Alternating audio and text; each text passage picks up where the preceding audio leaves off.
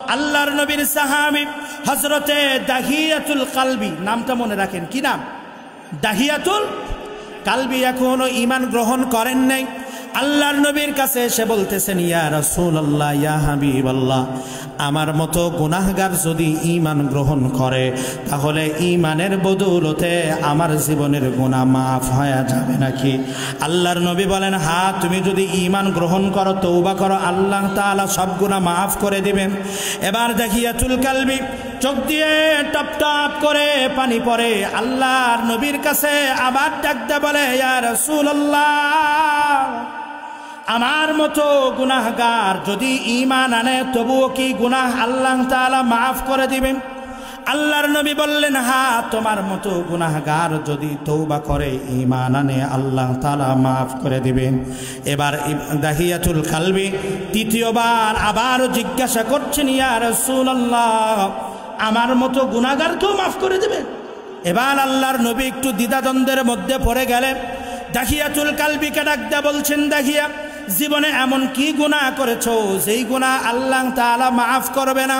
দাহিয়াতুল কালবি ডাকতে বলছেন, ইয়া রাসূলুল্লাহ, ইয়া হাবিবাল্লাহ, জাহেলিয়াতের কারণে, মূর্খতার কারণে জাহেলিয়াতের সময় আমার 7টি কন্যা সন্তানকে আমি জীবন্ত কবর দিয়েছিলাম। দাহিয়াতুল কালবি ডাকতে বলেন, ইয়া রাসূলুল্লাহ, আমার সর্বশেষ কন্যা সন্তান, আমার বিবির গর্ভে যখন সন্তান আসলো, আমার বিবিকে মায়ের বাড়িতে পাঠিয়ে দিয়েছি। বিবিকে বলেছি, যদি ছেলে সন্তান হয় খবর দিবা, সন্তানকে দেখতে যাব, কিন্তু যদি মেয়ে সন্তান হয় তাহলে আবার জীবন্ত কবর দিয়ে দিবা।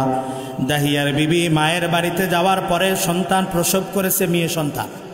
দাহিয়ার বিবি চিন্তা করলো, দাহিয়ার কাছে যদি মেয়ে সন্তান হয়েছে এই খবর পাঠানো হয় তাহলে তো দাহিয়া এই সন্তানকেও জীবন্ত খবর দিয়ে দিবে।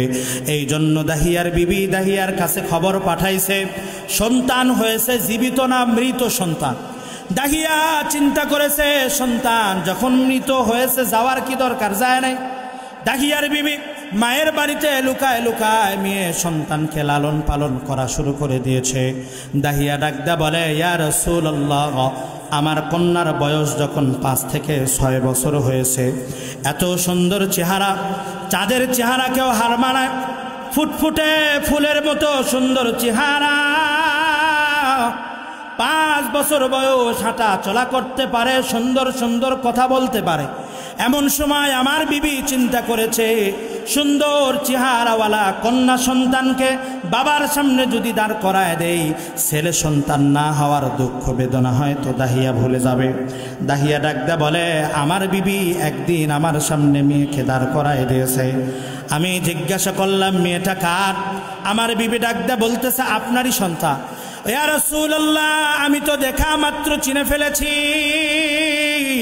কারণ দেখতে আমার মতোই চোখ, আমার মতোই চেহারা, আমি তো প্রথম দেখাতেই চিনে ফেলেছি আমার সন্তান।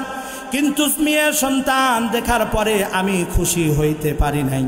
আমার ভিতরে জাহেলিয়াতের কারণে, মূর্খতার কারণে এত রাগ হয়েছে, বিবির সামনে রাগ দেখাইতে পারি নাই।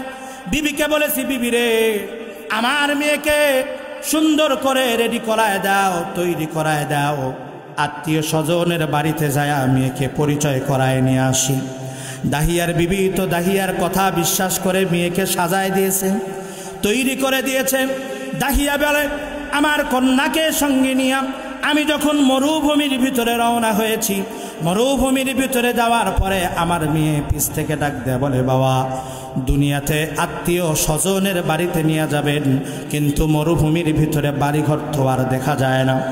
দাহিয়া ডাক দেয়, বলে, আর একটু সামনে গেলে আত্মীয় স্বজনের বাড়িঘর দেখা যাবে।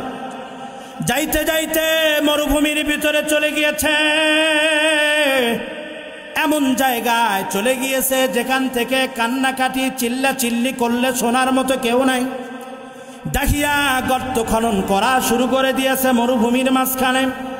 দাহিয়ার বিবি ডাকদা বলে, পিতা, আত্মীয় স্বজনের বাড়িতে যাওয়ার কথা, কিন্তু আপনি গর্ত খনন করেন কেন? দাহিয়া ডাকদা বলে, সন্তান, এখানে গর্ত খনন করে তুমি আর আমি লুকোচুরি খেলা করব। দাহিয়ার কন্যা তো পিতার কথা বিশ্বাস করেছে, মেনে নিয়েছে। দাহিয়া বলে আমার গর্ত যখন খনন করা হয়ে গিয়েছে, দাহিয়া কন্যাকে ডাক দিয়ে বলছে এবার তুমি তোমার চোখ বন্ধ করো, আমি লুকায় যাব, তুমি আমাকে খুঁজে খুঁজে বের করবা। দাহিয়ার কন্যা দাহিয়ার উপরে বিশ্বাস করে, পিতার উপরে আস্থা রেখে যখন চোখটা বন্ধ করেছে, দাহিয়া ডাক দিয়ে বলে ইয়া রাসূলুল্লাহ, আমার মেয়ে তো আমার উপরে বিশ্বাস করে, আমার উপরে আস্থা রেখে আমার কন্যা চোখ বন্ধ করেছিল, কিন্তু যখন আমার কন্যা চোখটা বন্ধ করেছে, আমি এক ধাক্কা দিয়ে আমার কন্যাকে আমি গর্তের ভিতরে ফালাই দিয়েছি ইয়া রাসূলুল্লাহ। আমি যখন আমার মেয়েকে গর্তের ভিতরে ফালাই দিয়েছি, পাথর আর বালু চাপা দেওয়া যখন শুরু করেছি, আমার কন্যা বুঝতে পেরেছে আমার পিতা আমার উপরে খুশি হয় নাই।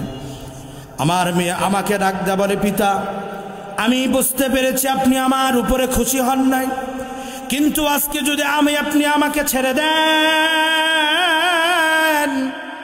আমি কথা দিলাম পিতা আর কোনোদিন আপনার সামনে যাব না। আমি কথা দিলাম এলাকা ছেড়ে অন্য এলাকার ভিতরে চলে যাব, আপনি আমার পিতা হন এমন পরিচয় আর কোনোদিন দুনিয়ার মানুষের সামনে দিব না। দেখিয়া ডাকদা বলে ইয়া রাসূলুল্লাহ, আমার কন্যার চোখের পানি সেদিন আমার হৃদয়কে দুর্বল করতে পারে নাই, আমার হৃদয়কে ঠান্ডা করতে পারে নাই।